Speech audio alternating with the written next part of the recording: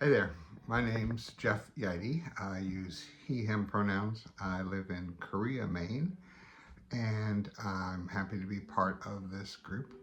A little bit about my background. I grew up very strict Lutheran all the way through high school. It wasn't, it was a Lutheran Church Missouri Synod, so we were very, very conservative and traditional.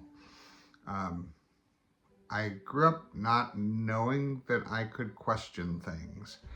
Um, and I'm afraid to say that I stayed that way through most of my adult life. When started having children, we went to the Methodist church because they had a much better program for kids and more opportunities to plug in and get involved. Um, and then my first marriage ended. My current wife Jill, um, she lived in Maine for a while and loved it up here. So after we were married and got all the kids through college and having babies and stuff like that, we moved up here. And I was introduced to the Unitarian Universalist Church in Ellsworth, Maine. I worked there as their admin. And slowly I started realizing that I could question things, and I could have hope in what my definition of spirituality was.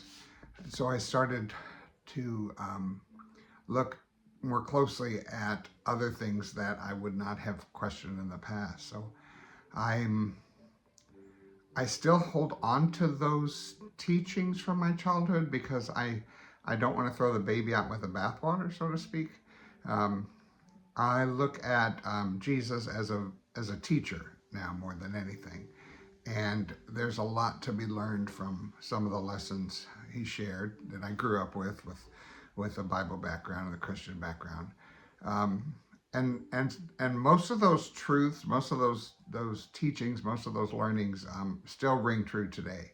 Um, I think the one I hold dearest in my heart is that when Jesus, who um, most thought was the Son of God as well as the Son of Man, when Jesus was asked what's the most important thing, he didn't hesitate. He just said, "Love God, love others." And I think that still applies. And I try to hold on to that. I love the aspect of um, something more than I am, whether that's a higher being or an innate sense or a grounding in nature or in community. Um, there's that life force, that thing that tells us that we should be good people. Um, I think that's what I call spirit.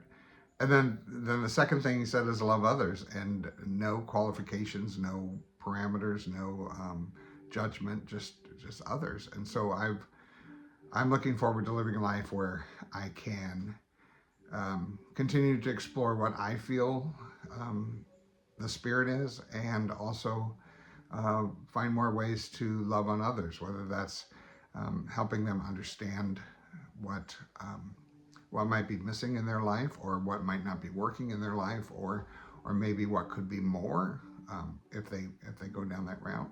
That's kind of where I'm coming from. Thank you.